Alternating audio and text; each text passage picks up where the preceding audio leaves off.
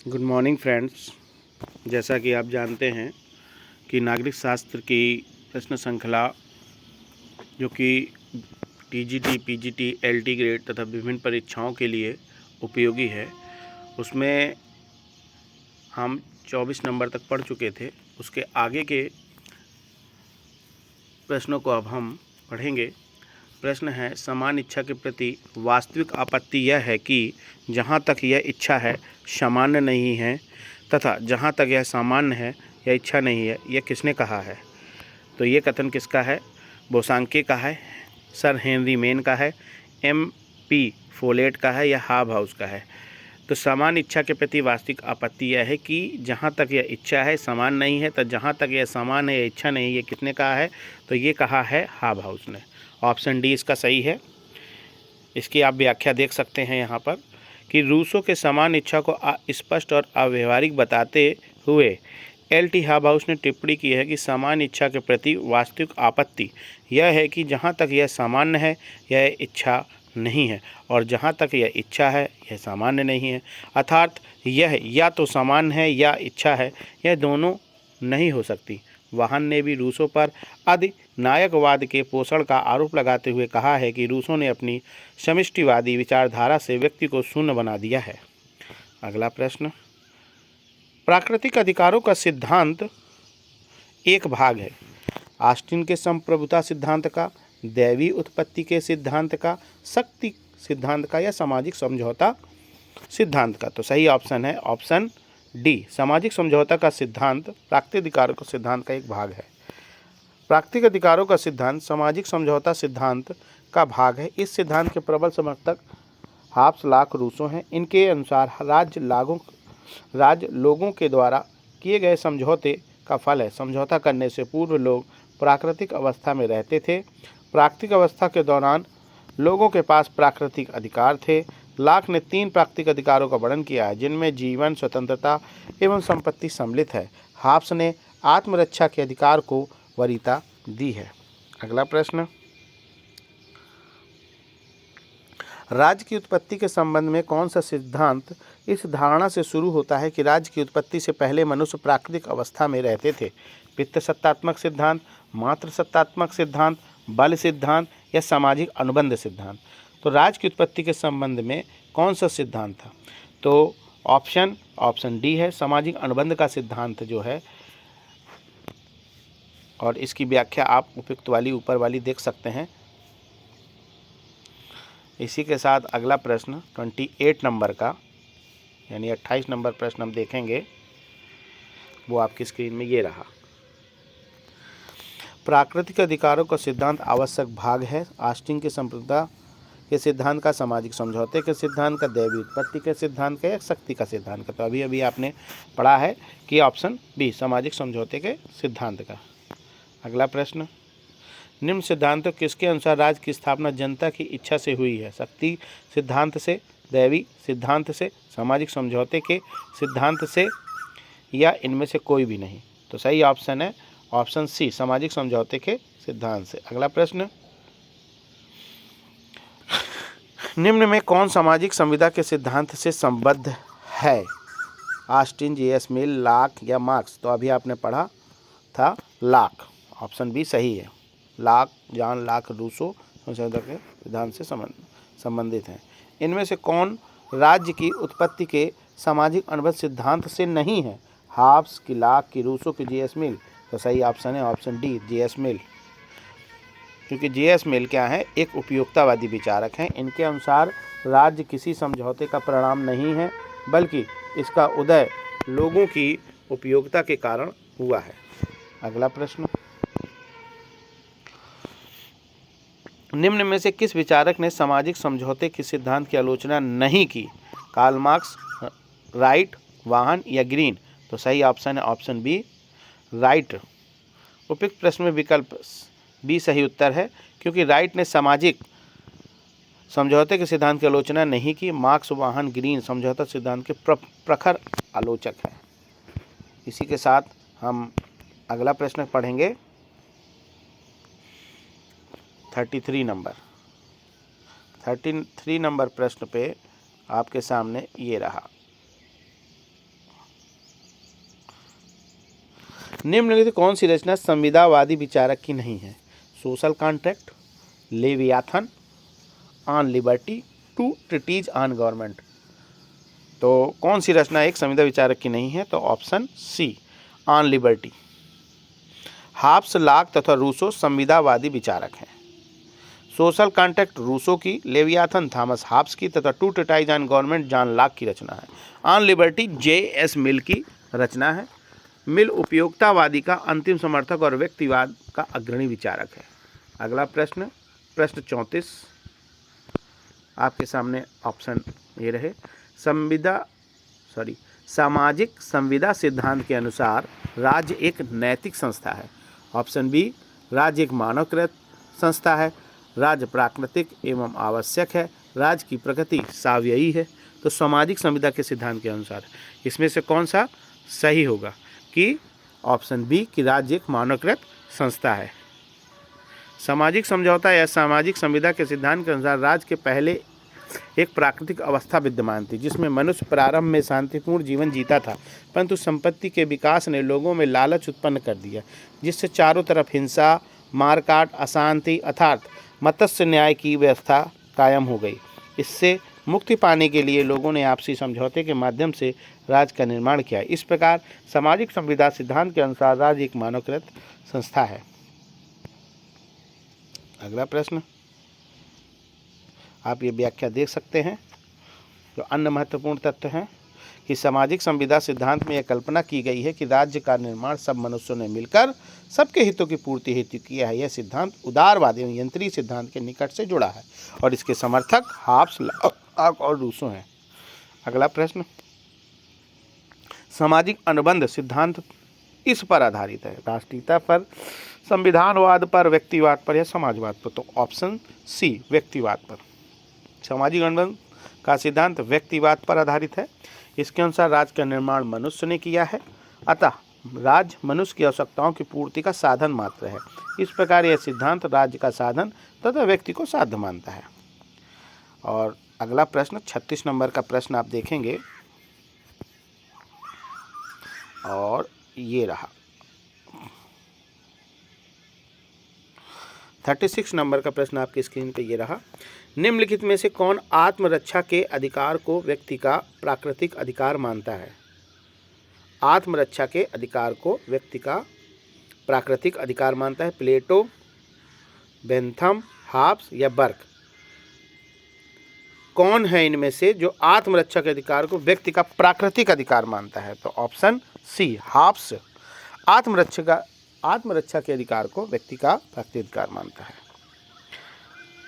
Halves के अनुसार प्राकृतिक दशा में मनुष्यों के कोई मान्यता प्राप्त अधिकार नहीं होते, किंतु तब भी एक प्राकृतिक कानून अवश्य विद्यमान रहता है। यह प्राकृतिक कानून वास्तव में आत्मरक्षा के नियम हैं जो निम्न है। मनुष्य अपने ऊपर उपकार करने वाले लोगों पर उपकार करे, मनुष्य दूसरे मनुष्यों से किए समझौते का पालन करे, मनुष्य सामूहिक रूप से अपनी प्राकृतिक स्वतंत्रता का त्याग करने को तैयार रहे, प्रत्येक मनुष्य का लक्ष्य शांति स्थापना होना चाहिए। हाब्स के नियम के अनुसार ही व्यक्ति को राज्य या कॉमनवेल्थ की स्थापना की प्रेरणा देते हैं। अगला प्रश्न, हाब्स व्यक्ति को संप्रभु की अवज्ञा करने का अधिकार देता है। ऑप्शन ए, आत्मरक्षा के लिए, ऑप्शन बी, स्वतंत्रता की रक्षा के लिए, ऑप्शन सी, शोषण को दूर करने के लिए या ऑप्शन डी, अन्याय को दूर करने के लिए। हाब्स व्यक्ति को संप्रभु की अवज्ञा करने का अधिकार देता है। तो सही ऑप्शन है ऑप्शन ए, आत्मरक्षा के लिए, कि हाब्स व्यक्ति को संप्रभु की अवज्ञा करने का अधिकार देता है। ऑप्शन ए, आत्मरक्षा के लिए। हाब्स के अनुसार व्यक्ति राज्य की स्थापना अपनी सुरक्षा के लिए करते हैं, लेकिन यदि सरकार व्यक्ति के जीवन की रक्षा का कार्य नहीं कर सकती तो उसकी आज्ञा का पालन का कोई तर्क नहीं रह जाता। लेवियाथन के 3 अध्याय में हाब्स ने प्रभु सत्ताधारी के कार्यों का उल्लेख किया। उसके अनुसार सत्ता का उद्देश्य लोगों के जीवन की सुरक्षा है। जीवन की सुरक्षा से अभिप्राय केवल यह नहीं है कि आदमी की सांस चलती रहे, बल्कि उसमें ऐसी सब प्रकार की संतुष्टियां शामिल हों जिन्हें कानूनी जीवन जीता हुआ मनुष्य अपने राज्य को हानि पहुँचाए बिना अपने श्रम से अपने लिए अर्जित करता है। हाब्स इसके तरीकों का विस्तृत वर्णन विवरण देता है। अगला प्रश्न, किसने कहा है कि प्राकृतिक अवस्था में युद्ध था और हर व्यक्ति का सब लोगों के विरुद्ध युद्ध था? लाक ने, कि रूसो ने, कि हाब्स ने, कि लीकाक ने?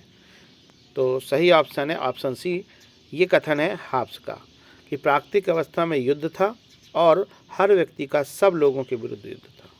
ये हो गया क्वेश्चन नंबर 38। अब इसी के साथ हम अगला प्रश्न देखेंगे, 39 नंबर का प्रश्न। आप इसकी व्याख्या देख सकते हैं कि थॉमस हाब्स प्रसिद्ध आंग्ल दार्शनिक एवं राजनीतिक विचारक थे। हाब्स के अनुसार प्राकृतिक अवस्था में युद्ध था और हर व्यक्ति का सब लोगों के विरुद्ध युद्ध था। हाब्स ने लिखा है कि हम मानव स्वभाव में संघर्ष के 3 मुख्य कारण देखते हैं, प्रतिस्पर्धा, भय और यश। प्रतिस्पर्धा के कारण वे लाभ के लिए, भय के कारण रक्षा के लिए और यश के कारण प्रसिद्धि के लिए निरंतर संघर्ष करते रहते हैं। अगला प्रश्न है, लाक के अनुसार लोगों ने समझौता इसलिए किया था कि उनके अधिकारों की रक्षा हो सके, पोप तंत्र का दमन किया जा सके, गृह युद्धों का अंत हो सके, शासकीय चर्च की स्थापना हो सके। तो लाक के अनुसार ऑप्शन ए, उनके अधिकारों की रक्षा हो सके, इसलिए लोगों ने क्या किया था? एक समझौता किया था। लाक के अनुसार लोगों ने समझौता इसलिए किया था कि उनके अधिकारों की रक्षा हो सके। लाक समझौता सिद्धांत में अपनी बाधाओं से संबंधित कुछ अधिकार व्यक्तियों ने समाज को इसलिए अर्पित कर दिए ताकि उसकी सामूहिक संतुलित बुद्धि से असुविधा सुविधा में बदल जाए। इस समझौता का उद्देश्य जीवन, स्वतंत्रता और संपत्ति की आंतरिक तथा बाह्य संकटों से रक्षा करना था। अगला प्रश्न, हाब्स के सामाजिक समझौते में लोगों ने लेवियाथन को केवल विद्रोह का अधिकार सौंपा, केवल धार्मिक अधिकार सौंपा, केवल लगभग सभी अधिकार सौंप दिए, केवल राजनीतिक अधिकार सौंपा? तो हाब्स के सामाजिक समझौते में लोगों ने लेवियाथन को क्या कहा? हाब्स के सामाजिक समझौते में लोगों ने लेवियाथन को केवल विद्रोह का अधिकार सौंपा, केवल धार्मिक अधिकार सौंपा, लगभग सभी अधिकार सौंप दिए, केवल राजनीतिक अधिकार सौंपा। मैं प्रश्न को दोबारा भी दोहरा देता हूं ताकि आप प्रश्न को अच्छे से समझ सकें, और इसका सही ऑप्शन होगा ऑप्शन सी, लगभग सभी अधिकार सौंप दिए। मैं चाहूँगा कि अगर कोई मुझसे त्रुटि हो तो मुझे ज़रूर कमेंट बॉक्स में बताएं और अपने सुझाव भी दें कि मुझे क्या प्रश्नों की व्याख्या करनी चाहिए या नहीं। आपके सुझाव स्वागत योग्य है मेरे लिए। धन्यवाद। इसी के बाद हम अगला प्रश्न देखेंगे और इसकी व्याख्या देखेंगे कि हाब्स के सामाजिक समझौते में लोगों ने लेवियाथन को लगभग सभी अधिकार सौंप दिए। हाब्स सामाजिक समझौता सिद्धांत में कहता है कि मैं व्यक्ति अथवा व्यक्ति समूह को अपना शासन स्वयं कर सकने का अधिकार एवं शक्ति इस शर्त पर समर्पित करता हूं कि तुम भी अपने अधिकार इसी तरह समर्पित कर दो। इस तरह समझौते के परिणामस्वरूप समुदाय संयुक्त होता है और राज्य का निर्माण होता है। हाब्स के अनुसार यही उस महान देवता लेवियाथन का जन्म होता है जिसकी कृपा अविनाशी ईश्वर की छत्र छाया में हमारी शांति एवं सुरक्षा निर्भर है। अगला प्रश्न, प्रत्येक व्यक्ति सबके हाथों में अपने को समर्पित करते हुए किसी के भी हाथों में अपने को समर्पित नहीं करता। यह कथन किसका है? हाब्स का, लाक का, रूसो का या किसी का नहीं, अर्थात इनमें से कोई नहीं। तो ऑप्शन सी, ये रूसो का कथन है कि प्रत्येक व्यक्ति सबके हाथों में अपने को समर्पित करते हुए किसी के भी हाथों में अपने को समर्पित नहीं करता। अगला प्रश्न 41 के बाद 42 नंबर यानी 42 नंबर का प्रश्न आपके सामने। इसकी आप व्याख्या देख सकते हैं कि रूसो ने समान इच्छा के विषय में कहा था कि प्रत्येक व्यक्ति सबके हाथों में अपने को समर्पित करते हुए किसी के भी हाथों में अपने को समर्पित नहीं करता। तो अगला प्रश्न आपके सामने ये रहा 42 नंबर। सामाजिक संविदा का सिद्धांत मुख्य रूप से यह कार्य करने का प्रयत्न करता है, राज्य के ऐतिहासिक उद्गम का पता लगाना, राजनीतिक बाध्यता के आधार की व्याख्या करना, यथा स्थिति का औचित्य स्थापित करना, क्रांति द्वारा समाज में आमूल परिवर्तन लाना। यानी सामाजिक संविदा का सिद्धांत मुख्य रूप से कौन सा कार्य करता है? तो इसका सही ऑप्शन ऑप्शन बी, राजनीतिक बाध्यता के आधार की व्याख्या करना। आप इसकी व्याख्या भी देख सकते हैं। आपकी स्क्रीन पर ये रही। सामाजिक संविदा का सिद्धांत मुख्य रूप से राजनीतिक बाध्यता के आधार की व्याख्या करता है। राजनीतिक बाध्यता का सामान्यतः अर्थ राजा के कानूनों का नैतिक रूप से पालन करने से लगाया जाता है। जॉन लॉक ने टू ट्रीटाइसिस ऑफ गवर्नमेंट में राजनीतिक बाध्यता की व्याख्या करते हुए बताया कि व्यक्ति की स्वयं की कल्पना व सहमति है। रूसो ने भी सामाजिक समझौता सिद्धांत में बताया कि व्यक्ति अपने स्वयं के सहमति प्रदान किए हुए राज्य के नियमों का पालन के लिए बाध्य है। अगला प्रश्न 43 नंबर, सामाजिक समझौते के सिद्धांत के साथ संप्रभु राज्य की अवधारणा को किसने संयुक्त किया है? मार्क्स ने, हाब्स ने, लॉक ने या लास्की ने? तो सही ऑप्शन कौन सा है कि सामाजिक समझौते के सिद्धांत के साथ संप्रभु राज्य की अवधारणा को किसने संयुक्त किया है? मार्क्स ने, हाब्स ने, लॉक ने या लास्की ने? तो इसका सही ऑप्शन है ऑप्शन बी, हाब्स ने। आप इसकी व्याख्या देख सकते हैं कि हाब्स के समझौते में जनता आपस में जो संविदा करती है अर्थात समझौता करती है, उसमें शासक कोई पक्षकार नहीं, मनुष्य एक दूसरे को वचन देते हैं कि मैं स्वयं अपना शासक होने के अधिकार को छोड़कर इस मनुष्य या इसी सभा को शासन का अधिकार सौंपता हूँ, लेकिन तुम भी वैसा ही करो। इस प्रकार जनता जो संविदा करती है उससे एक निरंकुश राजतंत्र का जन्म होता है जो पूर्ण रूप से प्रभुता संपन्न है। उसके ऊपर कोई शर्त या बंधन नहीं है। अगला प्रश्न, प्राकृतिक अवस्था शांति, सद्भावना, पारस्परिक सहयोग तथा सुरक्षा की अवस्था है। यह कथन किसका है? हाब्स का है, रूसो का है, लॉक का है या टी.एच. ग्रीन का है कि प्राकृतिक अवस्था शांति, सद्भावना, पारस्परिक सहयोग तथा सुरक्षा की अवस्था है। यह कथन किसका है? तो यह कथन है सी, लॉक्स का, कि सद्भावना, पारस्परिक सहयोग और सुरक्षा की व्यवस्था है। अगला प्रश्न, व्याख्या आपके सामने ये रही। जॉन लॉक के अनुसार प्राकृतिक अवस्था शांति, सद्भावना, पारस्परिक सहयोग तथा सुरक्षा की अवस्था है। सभी मनुष्य प्राकृतिक अधिकारों का प्रयोग करते हुए शांतिपूर्ण जीवन व्यतीत करते हैं। जीवन, स्वतंत्रता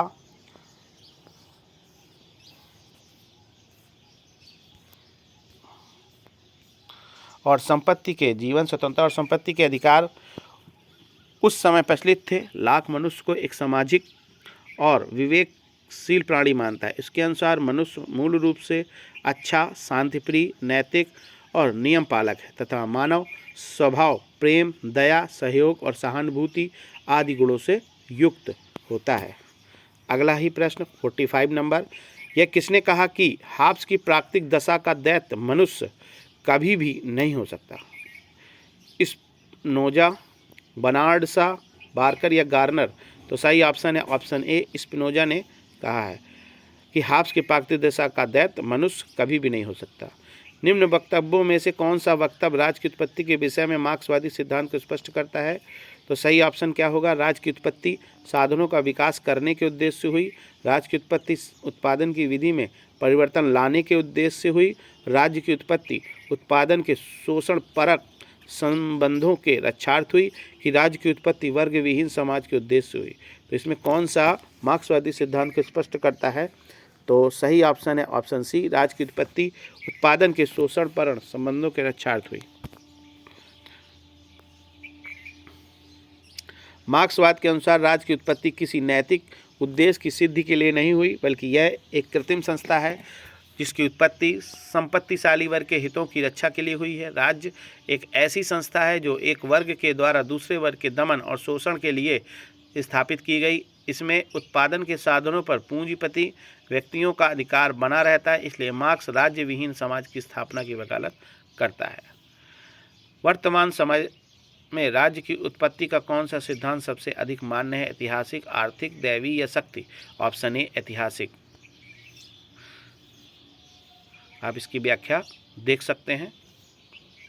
और इसी के साथ हमारे क्वेश्चन 47 यहाँ पर हो चुके हैं। इसे के आगे की श्रृंखला हम अगले वीडियो में कवर करेंगे। धन्यवाद।